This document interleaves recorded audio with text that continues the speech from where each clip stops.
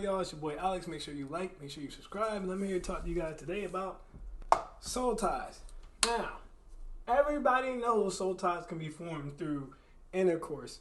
But the first thing I want to point out is they can also be formed, besides physically, which we'll call intercourse, emotionally or mentally as well. This is why you have to be very careful about who you share what information with. Because let's say you went through something like someone took advantage of you, or you were abused, or you had, I don't know, you moved through multiple houses when you were young or something like that, or you had an abusive mom or something like that, and you share that with a person, you can end up forming a soul tie with that person just as if you had intercourse with them just because of how deep that moment was and you didn't tell it with anyone else. Okay? Now, there's multiple dangers that lay in soul ties, but danger number one I want to talk about is the fact that it lasts 7 years. Okay? So a soul tie keep you connected with the spirit you shared the soul tie with for 7 years, and it will also take you 7 years to break it. And I need you guys to understand, especially in our generation, if you follow someone on social media who you have a soul tie with, you share intimate life stories and memories or your body with, that's not no contact for 7 years. Because when they comment on your post or they like your post, every time you see them, if you have a phone, everybody got smartphones now, so you just got people's numbers, and every time they text you and you respond, it restarts bond for 7 years. Okay? That's important because I know, like I said, sometimes you guys don't even know how strong soul ties are. You could just be sitting there and out of nowhere, a person you ain't talked to in about 5-6 years just pops in your head. Because everybody says soul ties don't exist, but we done all got a hey stranger text from a female before out of nowhere. And I know every woman done got that hey big head text from a dude before out of nowhere. And you think it's a coincidence, you might even think, oh, he just wants to see if he still got it. He does.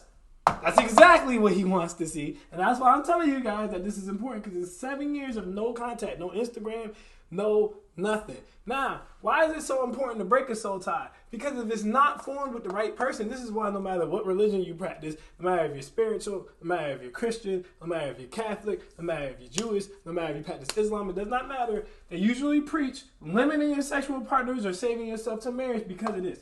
If you form a soul tie with the wrong person, okay, women, don't talk about my drawing either, y'all. I'm gonna beat y'all up. But seriously, women, okay, women pull, men push, okay?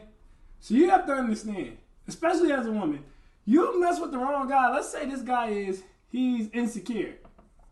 He is impulsive, right? You're none of that stuff. But he's going to push those things over to you. Now you might wake up one day and you're like, dang, why do I feel like that? Like, why do I feel insecure all of a sudden? Why do I feel all impulsive all of a sudden? Why can't I focus? I could always focus. Now I can't focus. Now, vice versa, okay? Because we pull. So, vice versa. Let's say she feels like no one loves her. So she feels lack of love. Let's say she's lazy.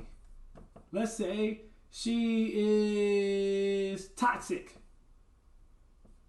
Okay?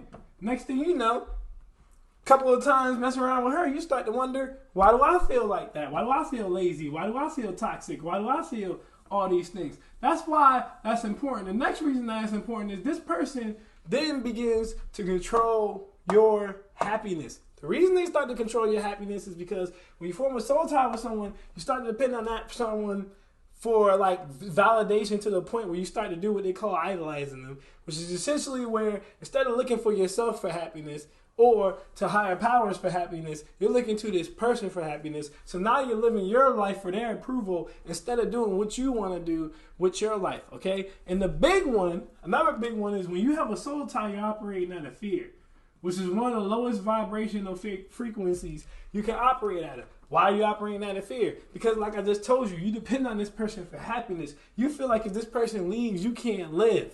You understand what I'm saying to you? So you're operating out of fear because you feel like if you didn't do everything they wanted you to do, if you didn't consistently validate them, they would leave, and that scares you. This is how we get the people who bust the windows out of the car. This is how people get the people who kill or maim and all this stuff out of love. This is why we have a law that's a crime of passion. It's because of soul ties. That's how powerful they are.